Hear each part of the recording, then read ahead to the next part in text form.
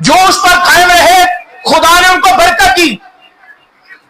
और जो हुक्म को जब जब बनी इसराइल ने और लोगों ने खुदा के हुक्मों को तोड़ा, वो गुलामी में, पस्ती में, मुश्किलात में, दुखों में गए और खुदा नाराज हो गया, मुश्किलात का सामना करना पड़ा। आए मेरे साथ पाक कलाम को एक हवाला पढ़िए, पाक कलाम में से मुकद्दस यूहन्ना का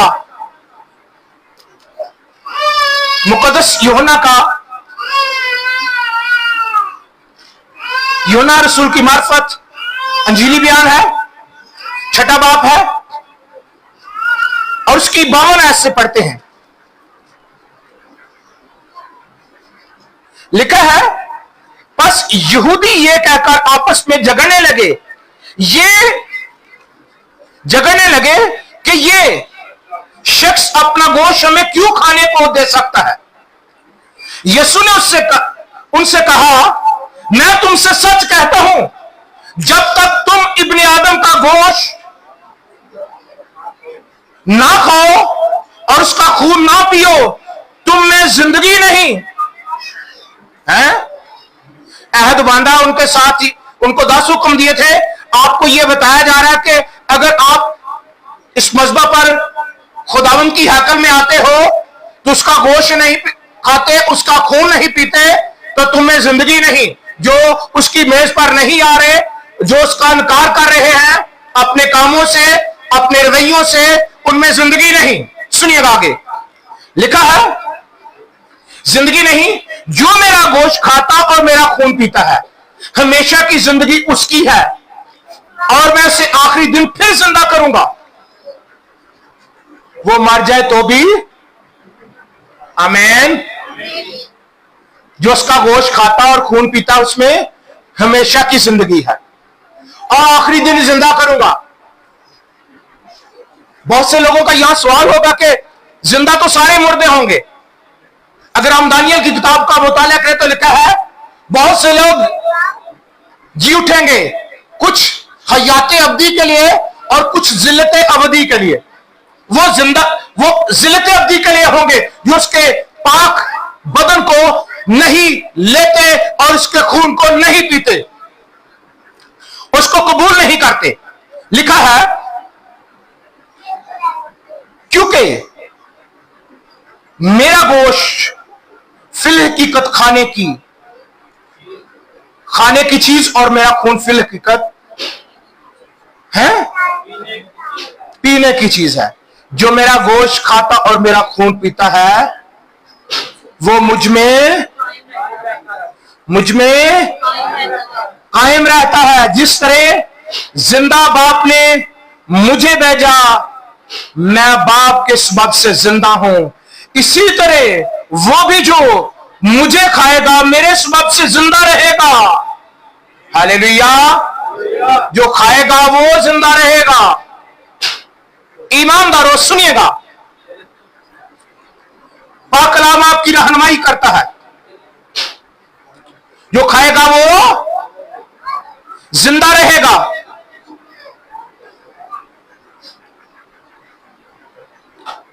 और लिखा है, जो रोटी आसमान से उतरी यही है। बाप दादा की तरह नहीं कि खाया और मर गए। जो ये रोटी खाएगा वो अब तक जिंदा रहेगा। वाह! ये रोटी जो खाएगा वो अब तक, जो यीशु मसीह के बदन को और गोश्त को खाता है, वो अब तक जिंदा रहेगा।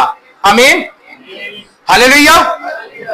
ईमानदारों, बताना चाहता हूं कि यह प्याला मेरे खून में नया अहद है और अहद बांधा जाता था। और आज बहुत से लोग अपने नजरियात में हैं। मेरे साथ मुकद्दस पतरस का दूसरा खत निकालिए, वहां पर लिखा है दूसरे खत की, अगर हम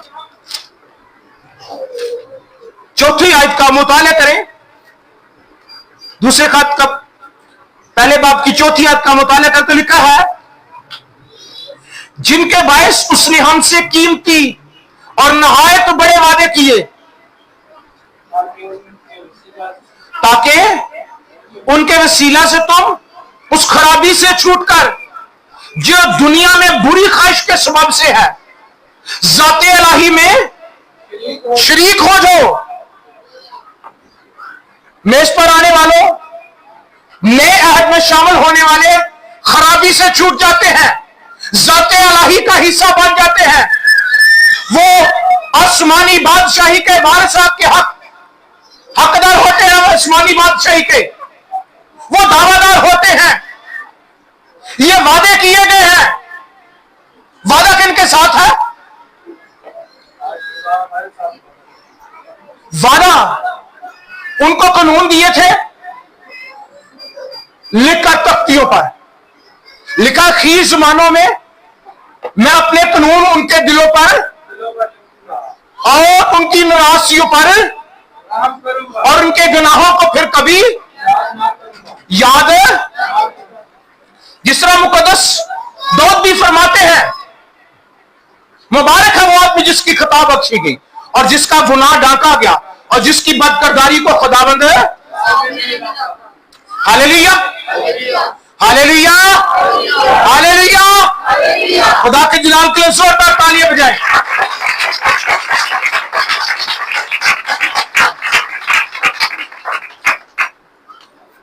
हमने पढ़ा है, जो चुनाचा चूंकि ये बात जो है खुदावन से पहुंची है और कहता मैंने तुम्हें पहुंचा दी, और जिस रात वो पकड़वाया गया, रोटी ली, शुक्र करके तोड़ी और कहा ये मेरा बदन है जो तुम्हारे लिए है, मेरी यादगारी के लिए यही किया करो। इसी तरह उसने खाने के बाद प्याला लिया और कहा यह प्याला मेरे खून में न्याय है, जब कभी पियो मेरी यादगारी के लिए। यादगारी के लिए क्या करना है? ईमानदारों, इंसान बदल जाते हैं पर खुदा अपने वादों से नहीं बदलता। हालेलुया। बहुत सारे लोग कहते हैं कि हम फला हम ज़ाते इलाही में शरीक हो गए, हमारी जात उसमें है। मसीही बहुत से लोग अपनी जात पर फख्र करते हैं, अपनी कौम पर, अपने मजहब पर फख्र करते हैं। हम ज़ाते इलाही पर फख्र करने वाले हैं। हम ज़ाते इलाही पर फख्र करने वाले। हम ज़ाते इलाही में उसको कबूल करने के बाद उसमें शरीक हो जाते हैं। तो जो शरीक हो जाता है, जिस बादशाही में शरीक हो जाएंगे, उस बादशाही का हिस्सा बन जाएंगे। तो जिस बादशाही का हिस्सा होंगे, उस बादशाही की सारी चीजें आपके लिए दस्तयाब होंगी। अगर आप यीशु की बादशाही का हिस्सा बन चुके हैं या बनने वाले हैं, तो फिर यीशु की बादशाही में सारी चीजें आपके लिए हैं। आप उनसे लुत्फ अंदोज हो, आप उनसे बरकत हासिल करें, खुशी हासिल करे, मुसरत हासिल करे, ताजगी हासिल करे और गुनाहों से तौबा करे और दुनिया की तमाम उन ख्वाहिशों से बचकर अपने बाप को अपनी जिंदगी का हिस्सा बनाए। Hallelujah, hallelujah. ज़ाते इलाही में शरीक हो जाना, यह बड़ी बात है। आज के बाद जब मेज पर आए, इस ईमान से आए कि मैं ज़ाते इलाही में शरीक हो चुका या हो रहा हूं। उसकी जात कहने, पहले दौर में जात पात को बड़ी तरजीह दी जाती थी, और आप अगर हम कलाम मुकद्दस का मुताला करें तो कलाम खुदा में बड़ी दलेरी देता है। तुम एक बरगजीदा है, शाही कानों का और मुकद्दस कौम और खुदा की खास मलकियत और खुदा की क्या करो, उसकी खूबियां जाहिर करो। तो किसी चीज शामिल हो दो तो फिर बड़ा, हाँ हमारा नाम ये, हमारी कौम, हमारे मजहब, हमारे खानदान को आप जानते हैं, मैं अफ्रीका से तलक रखता हूं। आप जब ज़ात इलाही में शरीक हो जाए तो आपकी जात में इलाही जात नजर आए, आप ना नजर आए, आप में होकर यीशु नजर आए। जिस तरह यीशु ने शागिर्दों को दलेर बना दिया, आज ईमानदारों आप उसके खून और बदन में शामिल होकर दलेर हो जाए, फातेह हो जाए, दुश्मन पर, इब्लीस को, बदरूहों पर, बीमारियों पर, कमजोरियों पर, हालात पर गालिब आना शुरू हो जाए, हालात को डांटना शुरू कर दे और हर तरह की कमजोरी, नादारी, लाचारी, नाचाकियां जिंदगी से दूर चली जाए और रब्बुल ख़ुद आपके खानदानों में, आपकी जिंदगियों में काम करे और आप रोज बरोज उस पर कई होते थे। Hallelujah, hallelujah. आप उसकी जात में शामिल हो गए हैं। जाते इलाही तारी का ही जात है भाई, इलाही। फख्र करना शुरू करें, मैं जाते इलाही का हिस्सा। टाइटल है कि फलां चर्च, फलां फलां, हम जाते इलाही का हिस्सा बन गए। जिन्हें यीशु मिल जावे है, यीशु मिल जाएगा तो फिर गल बन जाएगी ना, और करिए कलाम दी गल है। सच्चाई दी गल है, सच्चाई से वाकिफ हो तो सच्चाई तुम्हें, हालेलुया, हालेलुया। बातें बहुत सी हैं, लेकिन आए आज ये दो बातें बड़ी खास हैं, इनको अपनी जिंदगी का हिस्सा बना लें। इनको हमारा खुदावंद जी उठा है, सलीब पर फख्र आज से शुरू करें। खुदा ना करे मैं किसी और चीज पर फख्र करूं सिवाय मसीह, उस मसीह मसलूब, उसकी सलीब के सिवा किसी और चीज पर फख्र नहीं। वो लोगों के लिए लानत का निशान है, आपके लिए बरकत का निशान है। लिखा है सलीब का पैगाम हलाक होने वालों के लिए तो बेवकूफी, पर हम नजात पाने वालों के लिए खुदा की, हालेलुया। सलीब का पैगाम बादशाही का वारिस बनाता है। सलीब का पैगाम वो ताज देता है जो दुनिया हासिल नहीं कर सकती। सलीब का मुकाशफा, मसीह का जिंदा होना और फिर जिंदा होकर यह कहना, वो मौत जिससे दुनिया डरती है, यीशु मसीह मौत पर, गुनाह पर, इब्लीस पर गालिब आए हैं। आज के बाद ना इब्लीस से डरना है, ना मौत से डरना है और ना गुनाह से डरना है। आप ज़ाते इलाही में शरीक हो गए ना, हालेलुया। ज़ाते इलाही में शरीक होकर डर है, डरे डरे खौफ पैदा करा जी यहोवा यही नाल, डर नहीं। रूह कुदस की कुदरत, जलाल, बेद, मुकाशफे, दनाइयां जिंदगी का हिस्सा बन जाए, बेवकूफियां नहीं। बाज़ दफा हम नलायकियों में, बेवकूफियों में रहते हैं, कहता नहीं नहीं नहीं, अगर आप उसके हैं तो गुनाह है। जो उसका होकर ज़ाते इलाही में शरीक होकर भी कहता नहीं मैं बड़ा बेवकूफ हूं, वो ज़ाते इलाही का हिस्सा नहीं है, इब्लीस का, बदरू का गलबा है। अगर आप उसकी जात में शामिल हो गए हैं, गुनाह बन जाएंगे। कलामे खुदा में लिखा है उसने दुनिया के बेवकूफों को, बेवजूदों को चुन लिया।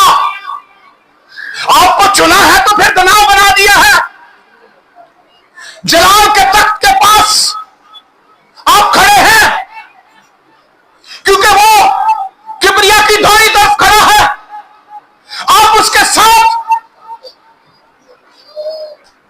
जाते इलाही में उसके साथ है ना। जब उसके साथ है तो फिर कहना है, कमांड करनी है। हालेलुया, हालेलुया, हालेलुया, हालेलुया, जय यीशु दी, जय यीशु दी। कौन कहती मैं यीशु दी? कलीसिया मसीह की दुल्हन है ना, तो मसीह की दुल्हन को कैसा, उसकी जात कैसी है? जिस जात में शरीक हो गए हो, जिससे हमारा दुल्हा जिस दुल्हन को लेने आ रहा है, दुल्हन उस खानदान का हिस्सा बन गई ना। रंग रूप किड्डा होना हो तो पहले बड़ा सोना, उसके बाल सुनहरी, आंखें आपके शोला की मानद है। दुल्हन पर जब निगाह करे तो दुल्हन की नपाकी, नचाकी, हर तरह की आलूदगी बहूदगी, आंखें शोले निकल रहे हैं, गुनाह को पसंद करते थे। हालात खराब है, हालात ठीक होते थे। दुल्हा देख रहा है, नबी मोहब्बत की निगाह से देख रहा है, मोहब्बत भरी निगाहों से दुल्हन को देखना चाहता है। आ मैं तुझे बर्रा की बीवी दिखाऊं, जिसको महीन कतानी कपड़े पहनने का अख्तियार मिला है, यानी मुकद्दस लोगों की रसबाजी के काम राग है। उसके बदन में दाग और धब्बा और चुरी नहीं है। जो वो कहता मैं मर गया था, अब जी उठा हूं, अब अब्दुल्लाबाद जिंदा रहूंगा। मौत और आलम की कुंजियां मेरे पास है, मेरे खोले को कोई बंद नहीं कर सकता, मेरे बंद के को कोई नहीं सकता। और दुल्हन खौफजदा ना हो, अख्तियार उसके पास है। आप उसके लिए सज समझ जाएं, वो आपके लिए बहुत कुछ करने के लिए तैयार है। हालेलुया, खुदावंद मुझे और आपको इस कलाम के वसीला से बरकत दे।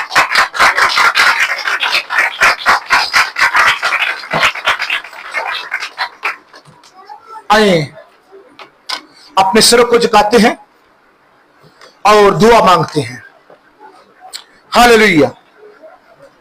इससे पहले कि शायरबानी में शामिल हो, उसकी मेज पर इकट्ठे होने से पहले, शामिल होने से पहले अपने आप अकरार करें कि खुदावंद मुझे ले। ये बच्चों